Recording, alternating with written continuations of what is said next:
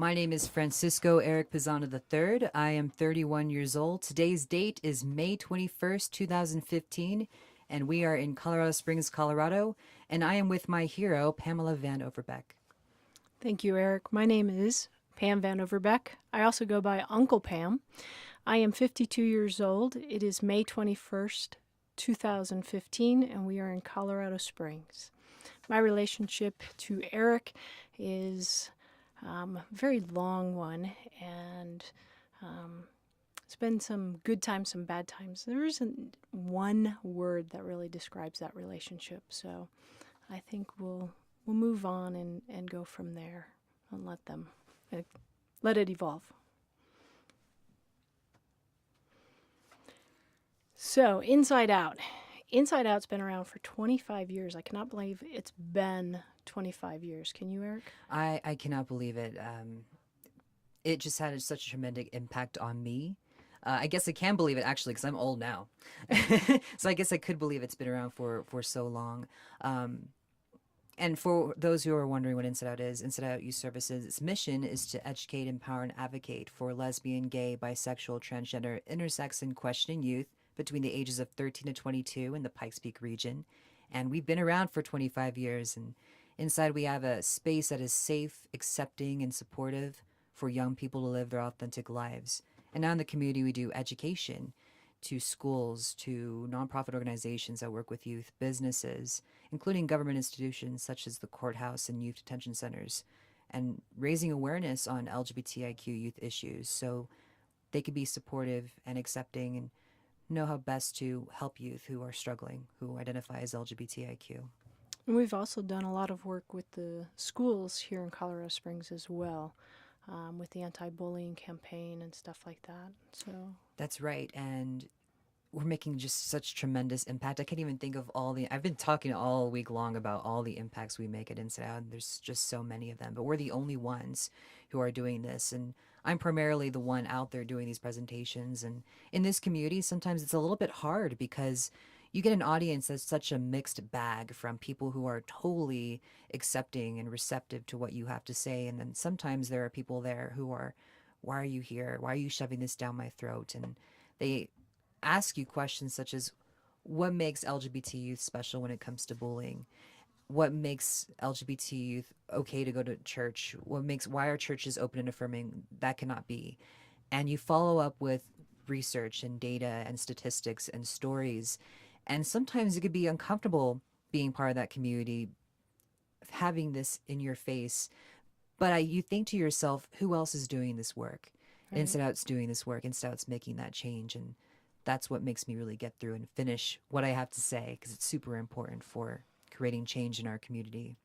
It is surprising that in this day and age we still have folks who consider these special rights and not just human rights but special rights. And that's a hard thing to swallow, and it's one thing that we get it thrown in our faces a lot. How do you face that? How do you challenge that in some of the presentations? That's definitely a challenge, but it's all about everyone working together. And the way I challenge that one is sometimes people aren't ready just to hear about LGBT issues. So what we do instead is also bring in other people who are part of different communities and work together and collaborate. For example, we work with the Girl Scouts, NAACP, and the Independent Center, and we all talk about bullying together and how they affect each of the groups that we work with. But a lot of times you get questions from the audience. How do I help this gay student that I'm working with? How do I work with this transgender student I'm working with? I mispronoun them. How could I do a better job next time? Right. So that's what we do. We work with other communities and work together. And that's really great because you find that common ground and you create allies. And that's how you conquer that. That's how you work that. So you're currently the executive director at Inside Out. You were once upon a time a youth, Yes. which is when we first met Mm-hmm. many moons ago. What was it like coming into Inside Out that first time as a youth? Sure. Well, a little bit about me is that I had a really horrible coming out experience at home where my family was not very accepting. They said really nasty things to me. I ran away. And finding Inside Out was amazing because for the first time, I found adults who are proud and supportive of me way before I was proud of myself, way before I received that support from any other adults, especially my parents. And its mission really lived through me. It allowed me to talk about things I could never talk about at home. So educated me on those issues. And it empowered me by having me realize that being gay was okay and a piece of who I was. And it advocated for me by saving me from a world where I constantly felt rejected. And the volunteers at Insta, I really want them to know that they make a tremendous impact by being there. And they may not see it today, but just being there is huge. Right. Without them there, we wouldn't have Inside Out. And having them there, it's super important, tremendous impact. What really was great too was the relationships I was able to create with my peers. I didn't know any other gay kids, and being able to connect with other friends was fantastic. It really empowered me to be comfortable in my own skin. I remember we would go out in groups and I would just be okay being myself. And if anyone would say anything horrible, like that's so gay, I would challenge them. I would say, you know what, that's not okay. Or if someone would assume I was straight, I would correct them. I would be like, no, I'm actually gay or I have a boyfriend. I would feel comfortable in my own skin. And that's what I got from Inside Out. You just talked about how you had a horrible coming out experience. Do you want to talk about that experience at all? Oh, I actually put a video out there recently talking about the things my parents specifically said. And when I put it out there, it was so different compared to how I tell my story in front of people. It's just such a hard time and really horrible things that were said. But the thing is, my mom and I are completely mended now and completely supportive. And so I didn't want to really say anymore or put it out there what she said to me directly because I'm really afraid of hurting her now. And that's just the past. So it's really difficult to want to share that in something like this when I love my mom and I don't want to hurt her. Right. And is that sort of your process of coming out? And it's also her process of coming out. Yes. And it's really hard sometimes to forget the parents have a chance and they get an opportunity to come out as well. But we're in the midst of being a teen, coming to our own and figuring out who we are. It's hard to recognize that parents need that same time too. And I think being a facilitator, it's taken me years of knowing that, of seeing that time and time again, and seeing some of that with my own family. And as accepting as they were, there was still that transition time of learning about more of who I was and where I was going. It was a different time, 30 years ago as it is today, but there's still some of the real challenges of having parents accept you, having friends accept you. Can I just wear a dress and be normal? And, that's not going to work. Yeah, I hear you. I mean, I went to Inside Out years ago and I saw so many different issues back then, such as homelessness and abuse, drug abuse. And fast forward to 2015, there's still those issues today here in this community where youth are homeless. And what's really interesting is we actually have schools now. Because of our work, schools are calling us asking for our help because parents are not accepting, because parents are rejecting their children and making them homeless and asking them to leave their home. And it's still a lot of work to do. It is. And it'll continue, I think. There's still, I think everybody challenges with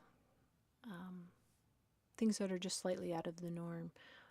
I remember, it was 2 years ago, your mom came to an Inside Out picnic, and your dad came as well. And I knew they were coming, and it's always surprising because parents come up to me, and especially your parents, and they just unloaded. They were in tears. They were thanking me. And I'm not really sure what I did to deserve that, but it was so nice to see that they completely accepted you and loved you and welcomed all of it at this point, which is what needs to happen. So it was awesome experience to see that and be part of that. Now, you're not my only hero. There's also Tom Jacobs, who's my hero Yes. as well, who facilitated back then. And I remember my dad being at a Thanksgiving event, and Tom told me not to tell, but I'm sorry, Tom, I'm going to tell. My dad actually went up to Tom and told him, "Thank you for being there for my son when I couldn't be." Yeah. And he was so touched by that. And my dad's never told me he had that conversation with him, but I know he did. And I know they're super thankful that I had Insight on my life, because I don't know what would have happened to me if I didn't have it. I know you guys really kept me safe and made sure I didn't do stupid things. And we do that same work today with these young people, is making sure they are safe and have that support and are able just to be themselves. One of the greatest things is one of the young, her, I probably shouldn't say her name, but she's 14 years old and has a crush, and she's just able to come up to me and talk about, "Eric, I have this crush and I'm going to tell her." And I'm thinking about when I'm 14, I didn't have anyone to tell that to. And here she is having that conversation with me and totally supportive. I'm asking her, how are you going to ask her? I mean, it's just like a normal conversation, and it's fantastic. I love that part. I love that piece. I love it. Yeah. How did you find your way to Inside Out? I found my way to Inside Out by a friend of mine, actually. He used to attend Inside Out. He told me about it, and I was like, this sounds like the coolest thing ever. I remember my very first day was in 2002, and I actually got lost trying to find my way there. I got lost, but I made the next time. And we just played games, and it was just a really cool experience meeting people who were going through the same things I was. I remember there was a girl who actually went to the same school I did, and I was like, this is so cool. I now have a friend who goes to the same school I am. I have a friend there. That's fantastic. The other really cool thing is, I remember, I'm just totally remembering the story now, but one of my best friends, his sister, actually went to Inside Out. And she shared with me, and she was so thankful with me that I came out to him, because it allowed her to also come out to him. And she started coming to Inside Out too. And I thought this was the coolest thing ever. That's amazing. That she was able to Yeah. come out to her brother, because she knew that I was his best friend, and he was so supportive. But really, it was just great to have him just be so supportive as well. And it was really cool to meet her as well. That's awesome. I know when I got involved in 2001, I really wasn't sure what I was getting into, but I knew when I moved here from Chicago and Detroit that I wanted to impact lives. That was one of my goals. And my second day here, I walked into Inside Out, signed up to be a facilitator.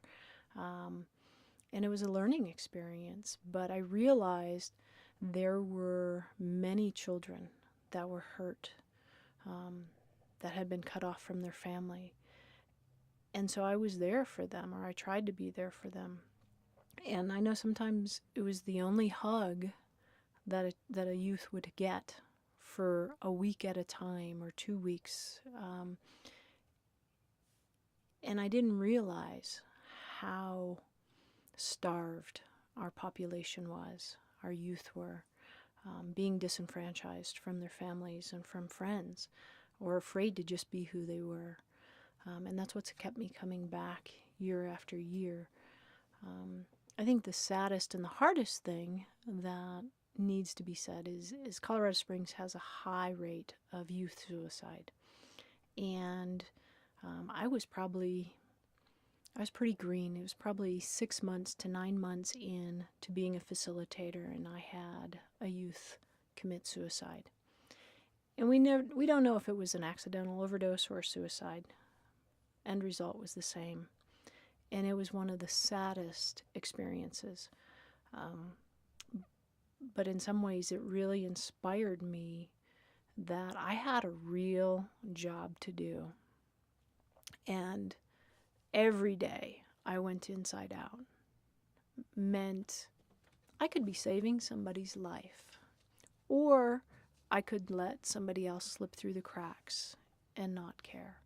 I had that choice, and I know it really motivated me, and it really set it in stone. This was a real job, and it was one that I did not take lightly. I've been doing this since 2001, so it's still the thorn in my butt that I do not want to go to another funeral. And Inside Out has saved hundreds, hundreds of children from going down that road. And I am grateful that I am just a small part in that. And yeah, it just keeps, the mission keeps going because there are still so many kids that are hurting. It's definitely changed, but we make a difference, and you make a difference. Coming in as the executive director, you know what's needed, and you get that underlying understanding and the importance of all of that. Where do you see Inside Out going from here? Its work is super important because, like you said, we definitely change and save the lives of young LGBTIQ people in this community, and its work is super important. And I really see we need to really reach out to families. Families really need to understand how to better support their children when they come out to them and know what resources are there and that it's okay, and being that support for those children. Because we're doing a great job with schools, but when it comes to families, it's so hard to reach out to them and to have them understand that it's okay. It's okay. And there's resources. And we've done a lot of work too with PFLAG. Yes. That has helped a lot of our parents. I know my mom, as accepting as she was, she didn't start going to PFLAG until 20 years after I was out. And now she just loves it. Do you want to say what PFLAG is? Parents, Family, and Friends of Lesbians and Gays, and it's a support group for parents who have gay or lesbian, transgender children and just need that support to connect with other parents. We have a chapter in our town. It's pretty amazing, actually. Really love them. Yeah. It's fun to see them at the Pride events because the support that they give the community gets tenfold back on them at yes. Pride Fest. And it's funny you mentioned that. I remember my very first Pride Fest, I went to PFLAG and I was just thinking how amazing they were because they were parents who were so supportive and accepting. I'm like, man, I wish I had this. And I just thanked them. I remember giving them the biggest hug because that just felt so great. I was just like so jealous that they had children that they were totally supportive and accepting of, and they definitely deserve a lot of love from our community. They do. And there's a lot of them that are now facilitating at Inside Out. Yes. And that's almost double duty because they're involved in both organizations. And it really shows having straight allies as facilitators gives hope to the kids. It gives them a chance to go, maybe my family will at some point get to this place, just as your parents have. Do you want to talk about when you guys met? You probably remember more about when you met me. I do. So, it was just when I was going to Inside Out. I remember Uncle Pam and I remember you just as Pam back then, not Uncle Pam. I don't know when Uncle Pam happened, but I remember just you being there. I remember your voice, what you would say would just resonate, and you just being there, having this presence was super important to me, as well as the other facilitators like Tom and Tasha and Alicia. Were just them being there and seeing you guys be adults and happy and just like, this is great. That's super important. That's what I remember. And I remember seeing you again at Urban Peak when I was working at Urban Peak, the homeless shelter, and I thought it was the coolest thing ever to catch you seeing me in this role of now being a counselor at Urban Peak, to really show that I became this person who wanted to give back. And what's super cool about Inside Out too is I remember you talking about planting seeds and really empowering youth to become leaders and to give back. And I'm not the only one. We have several young people who are starting the Colorado Springs Queer Collective, which is basically because our Pride Center closed down in January, and they decided they want to start something here in the community and to really make change and fill in the gaps of what's not being taken care of and to really step up. And you, Inside Out, made that happen. These young people, that was their first experience. And it's really great to see other youth stepping up and taking on the challenges that are needed in the community and into these leadership positions. So good job. Good Yeah. job. Takes a village. It It takes a does. village. It does. Yeah.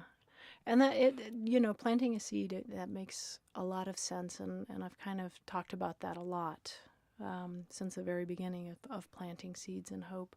Um, I think the story, one of the stories I remember is we had a golf tournament, and it was one of our first golf tournaments, and we were going to be raising money, and we had some of the youth out there, and I was sitting at one of the holes and talking to a youth that was fairly new, and she was saying how she was pretty much homeschooled, kicked out because she was a lesbian, and she was kind of kicking around the idea that maybe someday she'd go back and be a lab tech or something.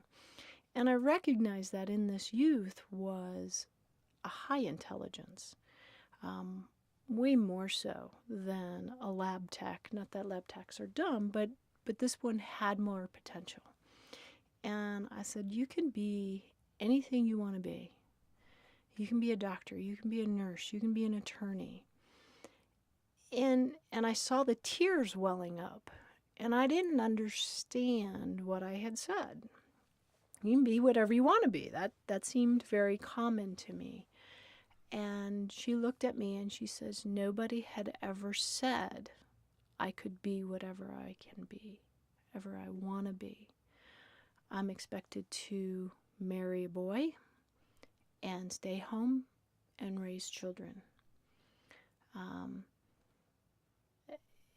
And it was very, I didn't realize the impact of that until 2 years later.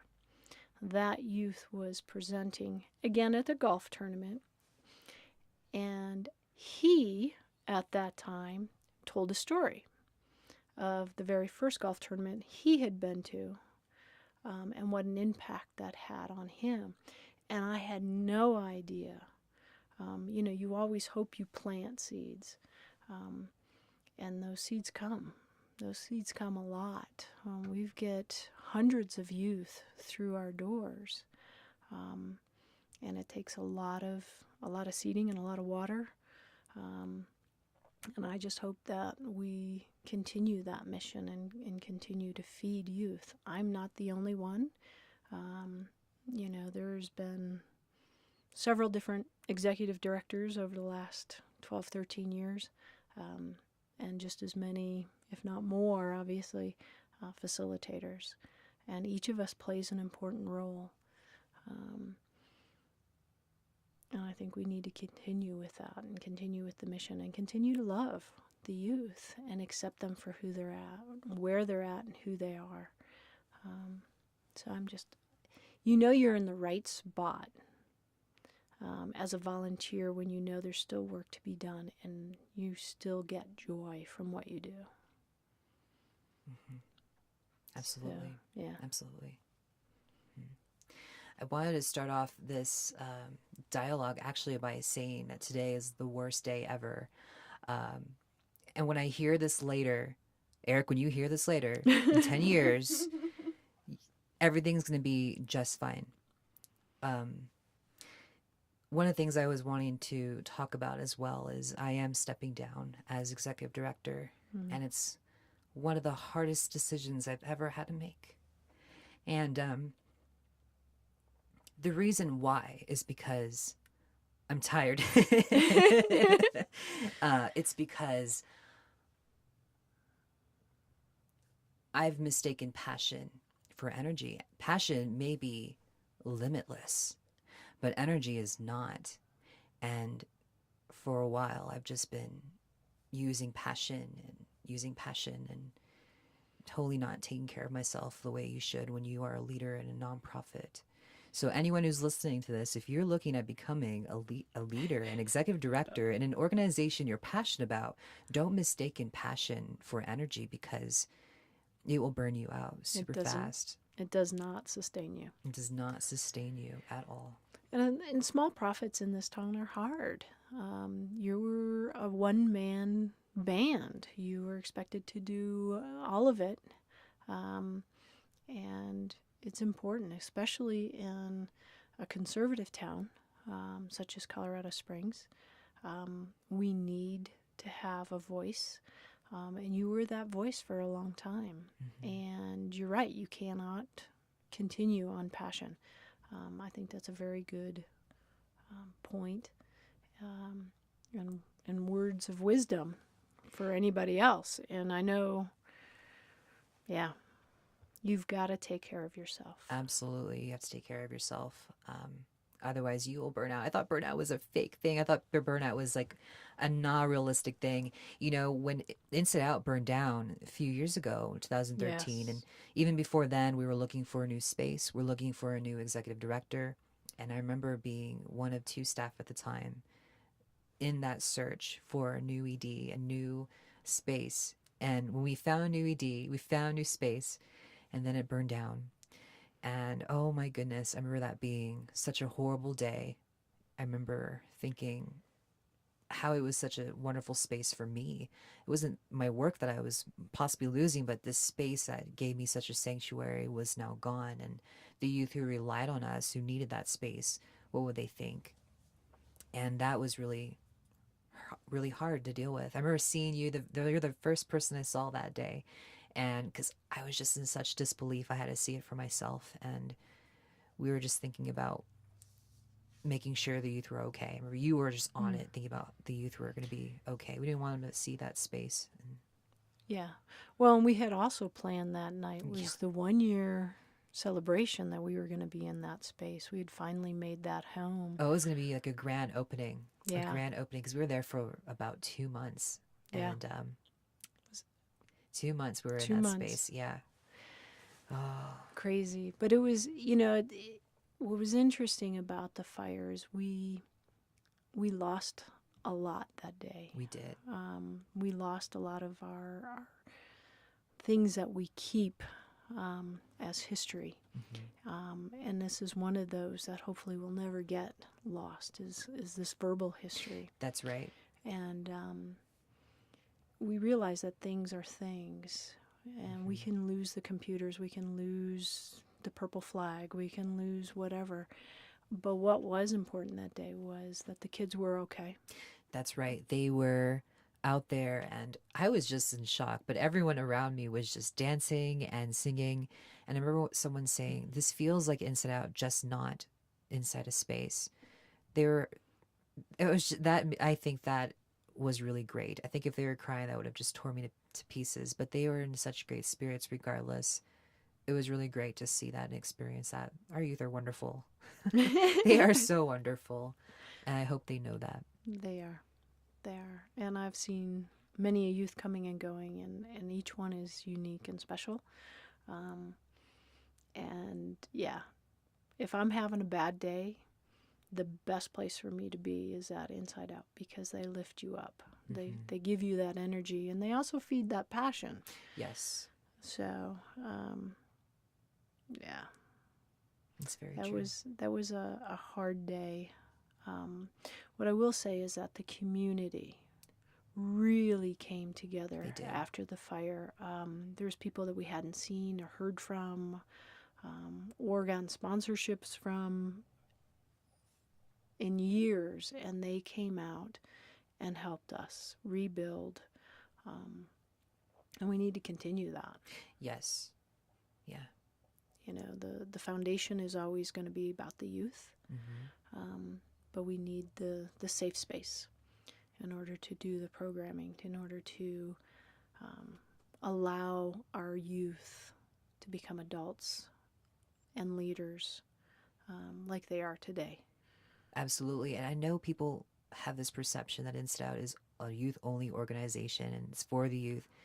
You're right. It is for ages 13 to 22, but you're creating happy, successful adults who are then going to thrive in the Colorado Springs community and give back. Like, hi, I'm giving back today. And it's a full circle for me, giving back to this community. And again, I'm not alone in doing this.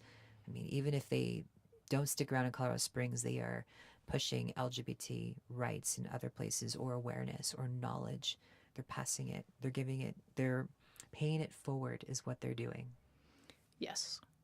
You know, you talk about paying it forward, and so I don't even think you know this story.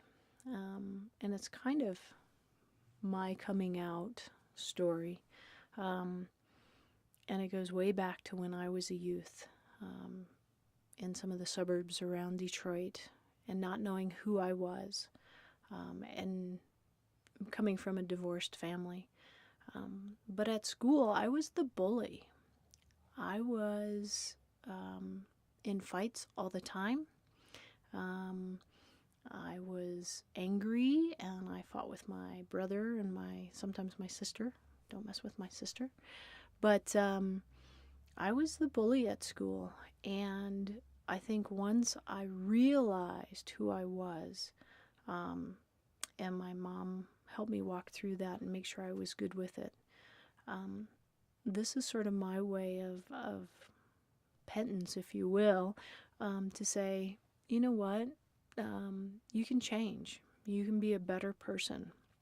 I wish I could go back to, elementary and grade school and high school even, to some of the probably then queer youth and go, I am so sorry. I had no idea what I was doing back then. Obviously, I wasn't comfortable with myself. And I think if we look at bullies today, probably a lot of them aren't comfortable with themselves. And they need help too. They need to figure out who they are.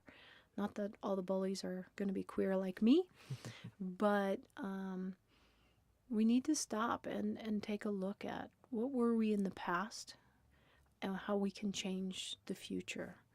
And if everybody just does that, takes a minute, you listen to a story on the radio, you listen to it on an iPod or whatever, what are you doing with your life? How can you give back and right a wrong?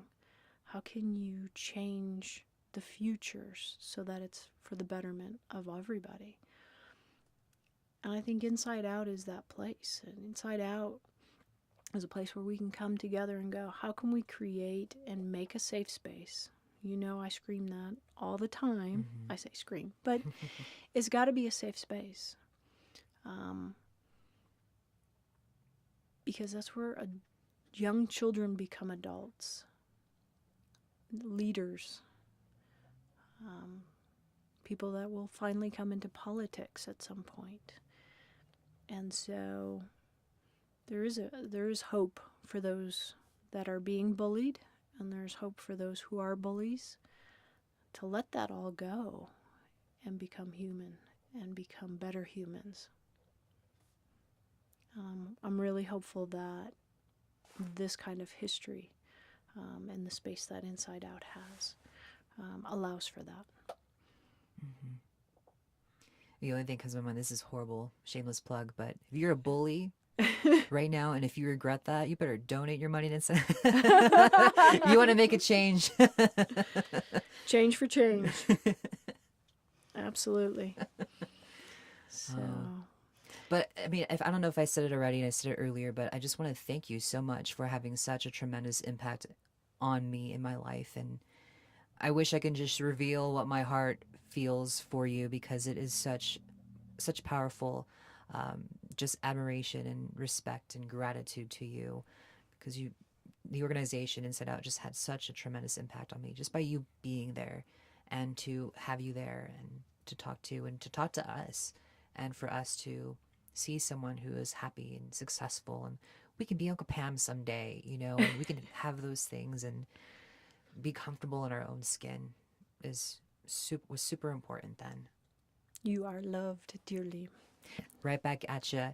And it's so cool that back then, you were a youth, and now I'm like working side by side with you. It's such a cool experience to have that.